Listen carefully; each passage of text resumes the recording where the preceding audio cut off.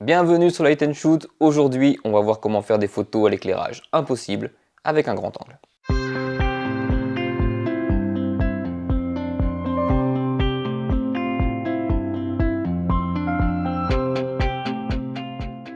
Bon, déjà avant tout, bonne année.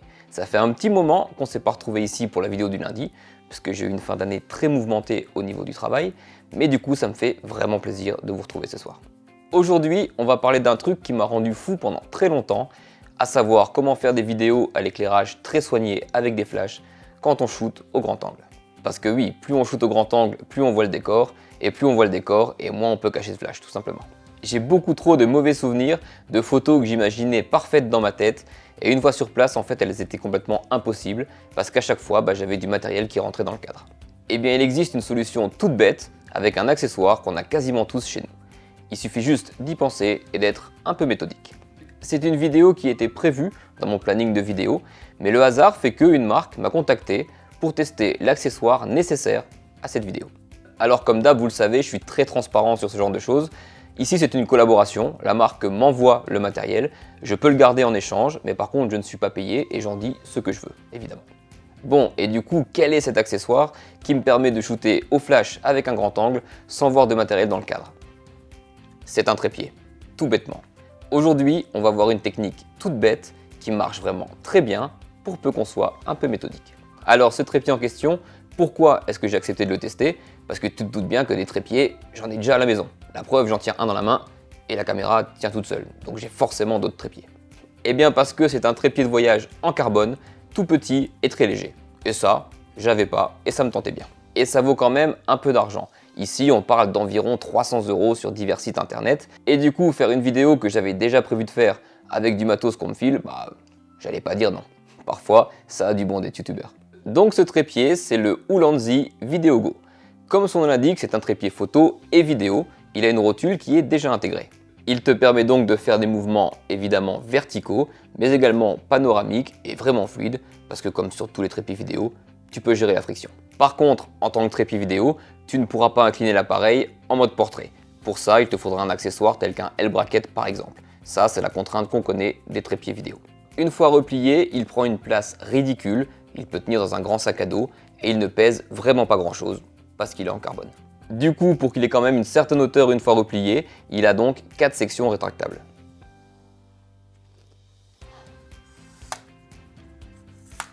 Tu connais le principe. On peut également, grâce à ces loquets, ouvrir complètement les pattes pour avoir une vue très près du sol.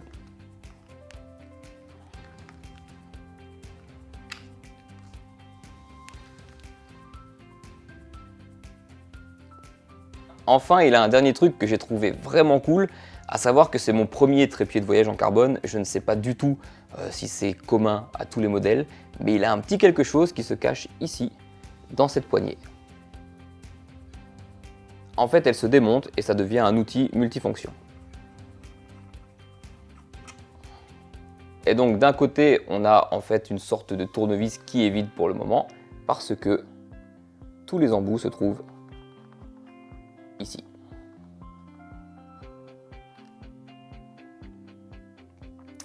Et ça paraît bête, mais j'ai trouvé ça genre ultra malin, parce qu'en fait c'est dans la poignée se démonte et permet de devenir un tournevis quoi, avec tous les embouts dont on a besoin. Et à savoir que je m'en suis servi très vite, parce que le trépied est arrivé avec un peu de jeu sur la barre centrale, un coup de vis et c'était réglé. Bref, ce Ulanzi Video Go, moi c'est mon premier trépied de voyage en carbone. J'ai trouvé que ça faisait vraiment le job. Niveau tarif, on est environ à 329 € de ce que j'ai vu sur le net. Et j'ai l'impression que c'est très milieu de gamme pour ce genre de trépied. Il y a évidemment des marques comme KF Concept qui ont des prix très agressifs. Et il y a d'autres marques comme Gizzo qui eux vont jusqu'à 500 ou 700 €. Donc j'ai l'impression qu'on est dans ce qu'on appellerait globalement du milieu de gamme. Bref, j'arrête de faire mon youtubeur et on va parler technique. On va donc parler de cette photo. Comme tu peux le voir, c'est shooté au grand angle. On voit beaucoup de décors, mais on n'y voit aucun flash. Et pourtant, tu le sens qu'il y a des flashs sur cette photo. Donc, qu'est-ce que je dois faire avec mon trépied pour shooter au flash avec un grand angle? J'avoue qu'à première vue, le rapport, il n'est pas forcément simple à comprendre. L'idée est pourtant toute bête. C'est de shooter ta scène au trépied sans que rien ne bouge. Je fais ma photo telle que je l'entends, avec le modèle, tous les flashs là où je veux, très assumés dans le cadre.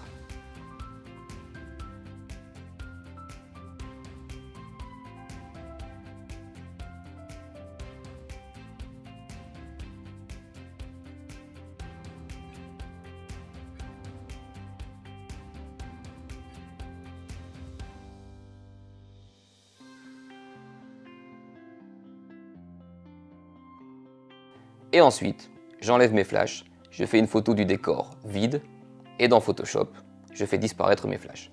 Tu comprends maintenant pourquoi il faut un trépied et que ça bouge pas. Après, suivant l'éclairage que tu veux mettre en place, il y a forcément des pièges à éviter.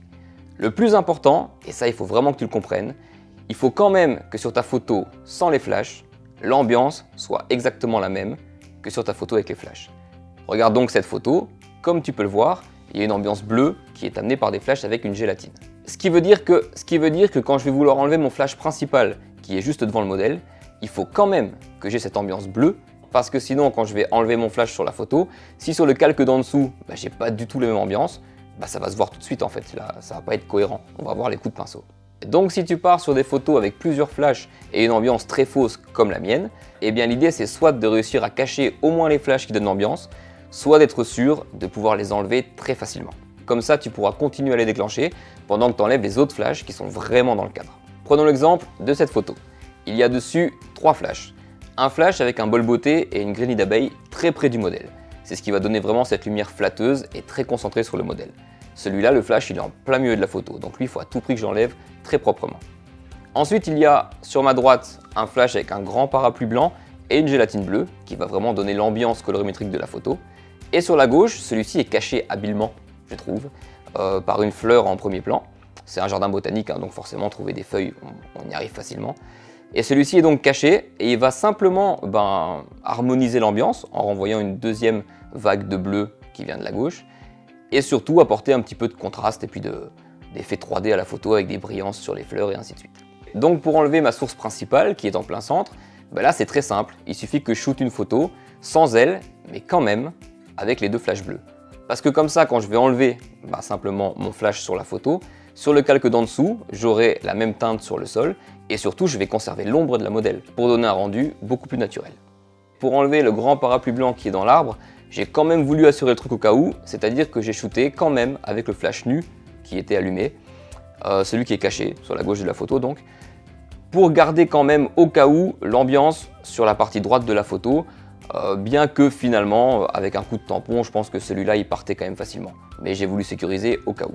En gros, n'oublie pas, si vraiment tu veux shooter avec une ambiance qui est totalement fausse, il faut que tu gardes ces flashs d'ambiance sur les photos pour pouvoir justement enlever ce qui te gêne.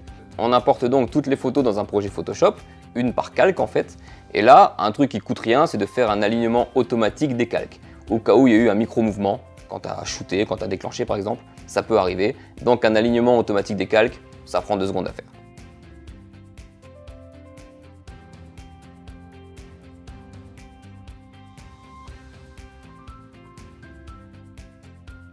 Et ensuite, il suffit d'y aller avec des masques de fusion. Moi, je mets ma photo finale tout en haut et puis je peins en noir sur ce que je veux faire disparaître en fait. Et il faut juste qu'en dessous, tu aies le bon calque pour faire réapparaître le décor.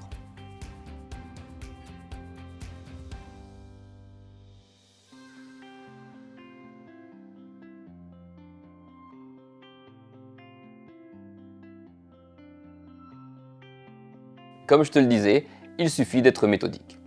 J'ai fait également une version beaucoup plus naturelle et je suis tombé dans un piège de débutant, mais vraiment comme un gros naze.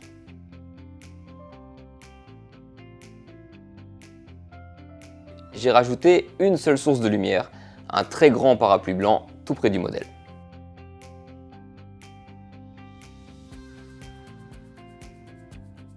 Et le souci que j'ai pas vu venir, c'est qu'en fait, un grand parapluie blanc, ça envoie énormément de lumière sur le décor.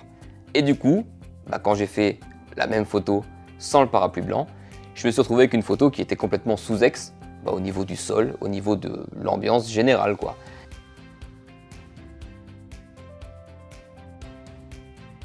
Et en fait, il me manquait la lumière du parapluie qui inondait le décor. Ce qui veut dire que quand je l'ai enlevé, on voyait clairement que c'était pas la même photo. Donc un conseil tout bête, c'est vraiment plus simple à réaliser si ta lumière n'affecte que le modèle et pas tout le décor. D'où l'idée d'avoir une ambiance différente sur le décor. Parce que sinon, il va falloir tricher avec des courbes, ce que j'ai fait sur cette photo-là, mais j'ai eu une sacrée surprise quand j'ai mis mes photos ensemble. Ça, j'y ai pas pensé. Bref, cette technique, elle permet quand même de réaliser des photos incroyables et de pouvoir mettre des flashs où tu veux, sans que finalement ce soit gênant sur la photo finale. La prochaine fois, on ira plus loin et je te montrerai comment shooter une énorme photo de groupe grâce à cette technique. Alors ça fait très longtemps que je ne l'ai pas dit, mais j'ai mis en place un hashtag sur Instagram pour qu'on puisse tous se montrer nos photos entre gens de cette communauté que j'aime tant. Du coup, il suffit de rajouter le hashtag Light and Shoot sur tes photos et tous les gens qui suivent ce hashtag ou qui le recherchent dans Insta pourront tomber du coup sur ton travail et je trouve que c'est vraiment cool. Viens nous montrer ce que tu sais faire. Et enfin, vous êtes de plus en plus à me soutenir de cette façon et je trouve ça vraiment incroyable. La seule façon actuelle de m'aider un petit peu au niveau financier avec cette chaîne, et bien simplement si tu commandes ton matériel chez Digitphoto, dans la case code créateur, tu peux inscrire Loris Romano et moi j'aurai une petite rétribution sur ton panier qui me permet simplement de dégager du temps pour faire ce genre de vidéo. En tout cas, j'espère que ça t'a plu, que tu as appris des choses et je te dis à très bientôt sur Light and Shoot.